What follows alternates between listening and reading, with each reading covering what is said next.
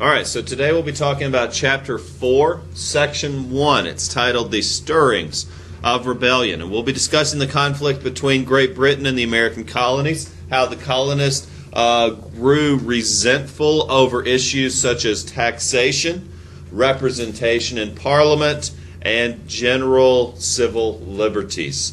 And it would be these very issues that would lead the colonists to later rebel and start the American Revolution, which we think of as the beginning of our nation. Okay, now the first issue we need to think about is the Stamp Act. Still thinking back to the French and Indian War, Britain had this need to raise money to pay for the debts they had incurred. And the Stamp Act was just the latest of these controversial laws. It required that stamped paper for documents and printed items have a tax that go along with it.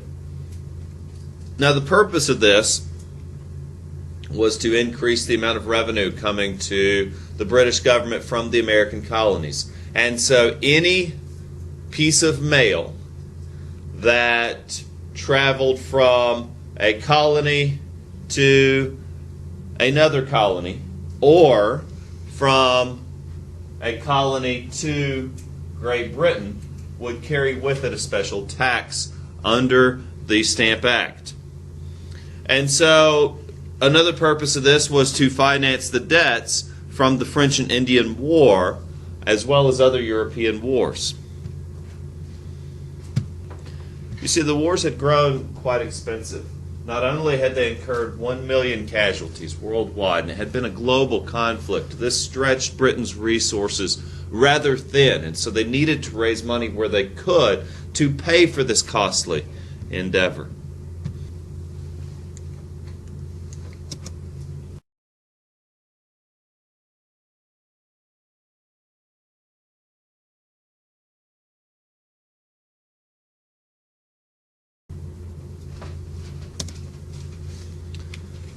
As a result of the Stamp Act, many colonials formed protest movements, and the most famous of these was the Sons of Liberty. It was a secret resistance movement founded by Samuel Adams, and their goal was to harass customs workers, which were tax collectors, stamp agents, those who had the job of issuing these stamps, which carried with them the special tax, as well as royal governors. If you remember Governor Andros, who was arrested by the colonists as a result of the Dominion of New England and how colonists resented this. So we see several cases of colonies rebelling against Great Britain. Now, the colonists, in fact, resented the Stamp Act to such a degree that they formed a special Congress, a special group called the Stamp Act Congress. And this group decided that it was unlawful for Great Britain to issue this special tax on a group of people who had no representation in Parliament.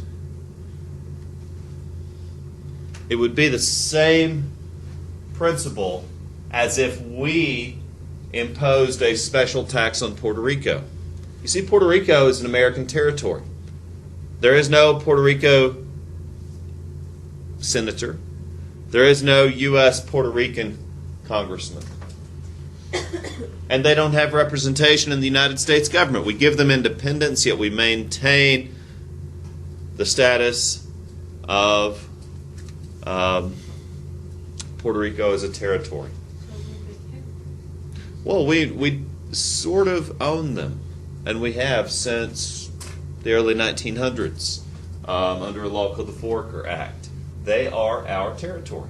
However, as of 1917, Puerto Ricans are U.S. citizens. They can come and go to the United States. Many of them learn English. They are as much a U.S. citizen as you or I. Yet they do not have representation in Congress. And so for that reason, we do not impose special taxes on them. Now, the Stamp Act Congress decided that taxation without representation was unlawful. And they wrote a letter to the British Parliament. It was called the Declaration of Rights and Grievances. And in this letter, the Stamp Act Congress declared that they would boycott all British goods until the Stamp Act was repealed. And finally, Britain relented. They wanted the American colonies to remain part of Great Britain. And they were working with the American colonists to try to resolve this issue peacefully. In fact, they repealed the Stamp Act at the request of the Stamp Act Congress and the American colonists. However, Britain hoped to maintain their power over the American colonies. And so they repealed the Stamp Act so that colonists would remove the boycott, yet they also passed the Declaratory Act on the very same day.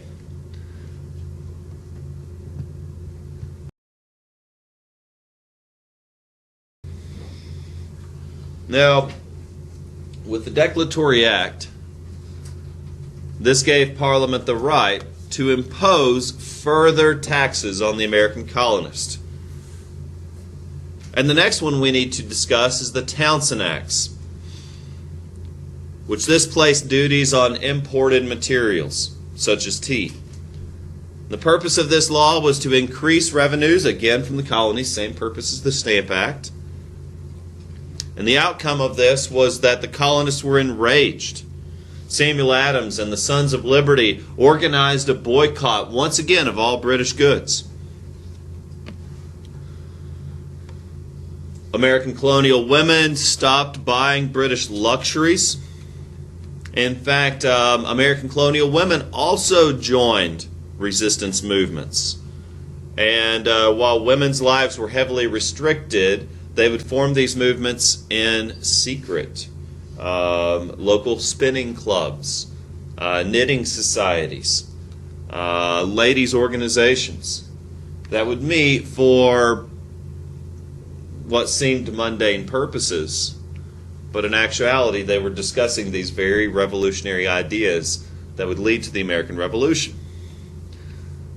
Now, customs agents, those responsible for the collection of taxes from the American colonists, and those responsible for catching smugglers, seized John Hancock's ship. He would be the very same person, the big John Hancock on the Constitution. His ship, the Liberty, had been seized from the British government. Now, the British claimed that John Hancock was running a smuggling operation and had refused to pay his taxes. Yes, did you know that the largest signer of our Constitution was a smuggler? How cool is that, right? Now, anyway, his ship was seized by a British custom agent for unpaid taxes because he refused to pay these taxes that he felt were unjust. And when his ship was seized, word of this spread. And he managed to rally a number of colonists who decided to revolt. And the response to this revolt was that 2,000 British soldiers would be stationed in Boston, that a degree of martial law would be declared on Boston because of the civil unrest there. Now, the Boston Massacre was a case where these colonists, again, were beginning to resist and rebel, and British soldiers were stationed in Boston. And these soldiers, meanwhile, the British soldiers there, the 2,000 of them, had very little to do. Because, in fact, most of the discussions about revolution were occurring peacefully in knitting circles, in club meetings, like the Sons of Liberty, or spinning bees. And things weren't as exciting in Boston as maybe these soldiers had anticipated. They weren't putting down daily riots. They weren't fighting in skirmishes. And soon they found they needed work because there wasn't much for them to do. And so they tried to, like many other colonists, go to the shipyards and get jobs. And there's this odd phenomena where you have British soldiers standing in line for the same jobs as American colonists. And the American colonists certainly didn't want the British soldiers there, but now they're competing for jobs. And it's just this weird phenomenon I can't imagine, where you have these British soldiers sent here to put down orders. So think of stormtroopers standing in line with rebels, waiting to be hired for the same job. Imagine how awkward that would be. Well, that's what we had in real life back here in the 1770s.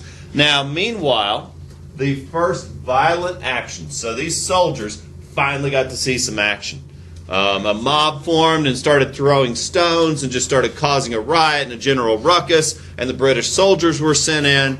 And the mob started, now here we go finally, started throwing stones at the British soldiers.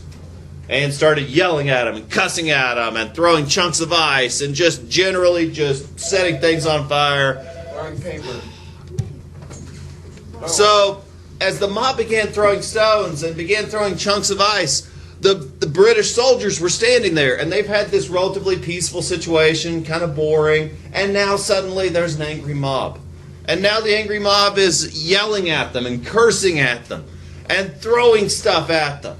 And some British soldier, not unlike the reenactment that we saw, got scared and gave the order to fire. And before you know it, 5 colonists laid dead. Now again, who gave the order? Well, it may have just been some scared 18-year-old who felt threatened because people were throwing rocks. Now, were these British soldiers' lives in danger? Maybe. Maybe rocks would have turned into pipes. Maybe pipes would have turned into other guns. And before you know it, it could have escalated. But these shots, when these 5 laid dead, were somewhat like what happened in Ferguson, Missouri. Were somewhat like what has been happening in Baltimore, where the authorities went too far. And now people are dead. It's not unlike what happened in Kent State in the 1970s. It's not unlike what happened at Jackson State in Mississippi in the 1970s, where soldiers killed civilians, and it caused a ruckus. You see, in 1772, in response to the Boston Massacre, the colonists started setting fire to these customs ships. And suspects of these actions, which were considered treasonous, were to be tried in Britain in vice admiralty courts, where, remember, pirates or secessionists or seditious acts were to be tried in military courts. And so those accused or those suspected of these things were actually put on British ships, taken away from the American colonies, and put on trial. And so a special committee formed called the Committees of Correspondence. And the purpose of this was to discuss the threats to freedom and a distancing from the British network of communications and to form a network or a kind of a secret arrangement of colonials who were willing to discuss rebelling from the British government.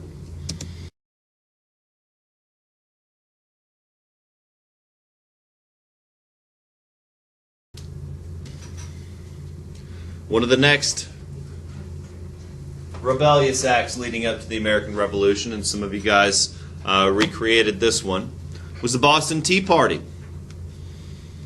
You see, the British attempted to maintain control over these colonies, which were considered legally at this time British soil. Yet the colonists were beginning to resent Great Britain for many of the causes that we've investigated. And taxes finally proved to be the straw that broke the camel's back. See, when Britain passed the 1773 Tea Act, the purpose of this act was to protect the British East India Trading Company from going bankrupt by allowing them to avoid the taxes that American colonists were having to pay. That's not how the colonists saw it. They saw it as the British government favoring a company from their country, yet treating colonials unfairly. And so a number of colonists, perhaps from one of these secret networks that we've talked about, perhaps from the committees of correspondence, perhaps from the Sons of Liberty, disguised themselves as Indians, boarded these tea ships at night, and dumped over 18,000 pounds of British tea into the harbor. I used to think as a kid, did they actually turn the harbor into tea? I mean, I don't know. It's salt water. It wouldn't have worked that way. But the point is that they destroyed a large amount of British property. I could see that. They'd be taking buckets of sugar and just pouring it back. And the point of this is they destroyed a large amount of British property. The purpose was to send a message, to hurt Britain financially. And it was effective.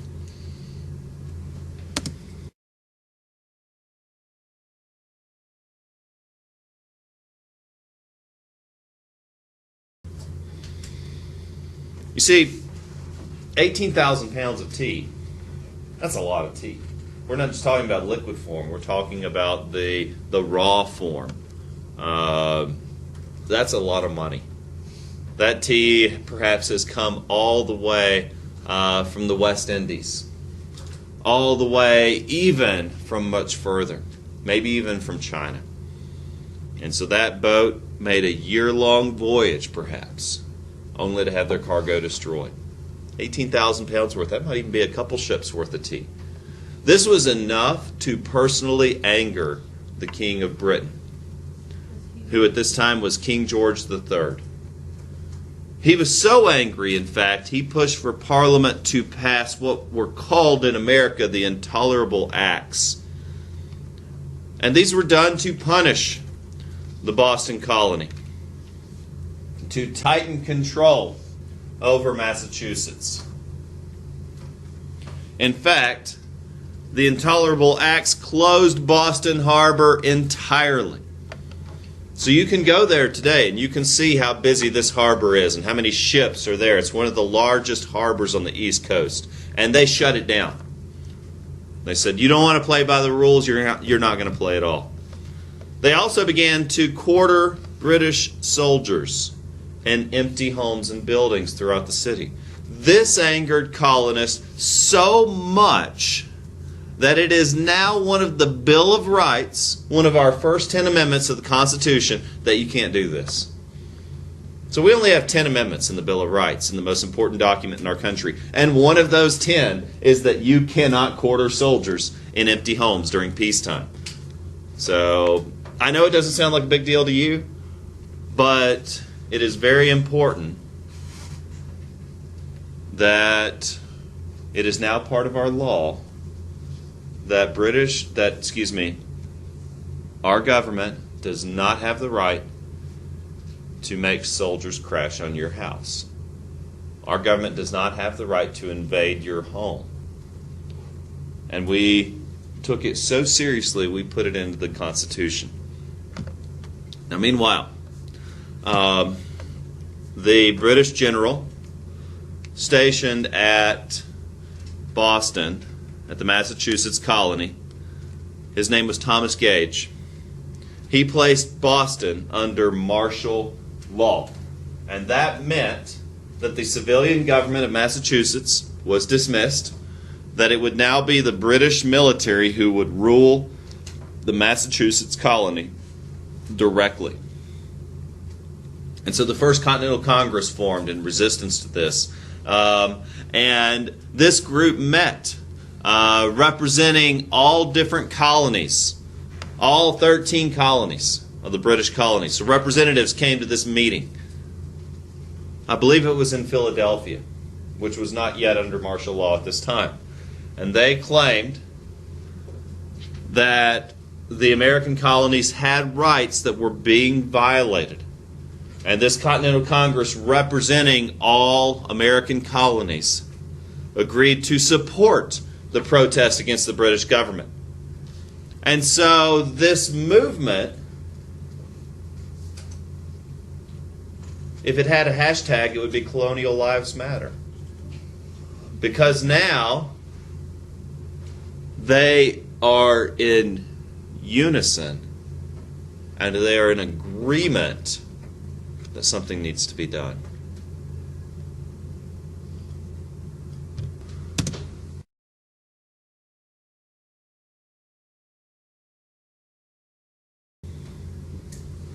So, meanwhile, Boston is under martial law as a result of the intolerable acts.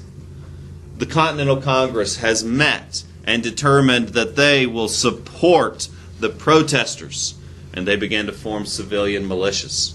A civilian militia, in effect, is saying, we need all men of Philadelphia to come to the town hall meeting tonight. Bring your guns with you. There's going to be some action. And these civilian militias began to form, and they called themselves Minutemen. And they were told and instructed, carry your guns with you when you go to work in the fields. Keep your firearms by your side at all times. We need you to be ready at a minute's notice to go to war if necessary. Leaders of this resistance from the very beginning: John Hancock, the smuggler; Samuel Adams, founder of the Sons of Liberty. And this group agreed to hide in Lexington, which is not far from Boston. The British government caught wind of these Minutemen civilian militias and how they had formed. And they sent 700 British regulars, called redcoats because they wore red to mask any blood. It's an old British policy that their uniforms would be red. And so they were called redcoats by the American colonials. They were sent to capture these leaders, John Hancock and Samuel Adams. And they were sent to destroy any weapons depots that these civilian militias might possess. And so this is where the famous ride of Paul Revere and William Dawes and Samuel Prescott rode into town to warn the leaders of the civilian militia. And he, shouted out the famous, "The regulars are coming, the redcoats are coming, the redcoats are coming." Yeah, and warned the people of Lexington that the British Army was marching in, 700 strong, more than any civilian militia had at their disposal. And so when the British came in to Lexington, the famous shot round the world was fired. The first shots of the American Revolution. The Minutemen organized and stood up to the 700 British regulars that came in. The British regulars ordered them to cease and desist and put down their arms. Give their leaders up peacefully, and all would be forgiven. The regulars refused. The British opened fire on the crowd. When the smoke cleared, 8 colonists laid dead. The next town over is Concord. It's literally just a few miles away from Boston. You pass by it on I-95 today. The Battle of Lexington, as it was being called now, was spread quickly through the Northeast. Word of it traveled quickly. And so now, instead of just a few colonial militias, we have 3,000 or 4,000 of these Minutemen who have organized in the town of Concord to ambush and attack these British regulars stationed there. And this time, the American colonials managed to kill several dozen British soldiers.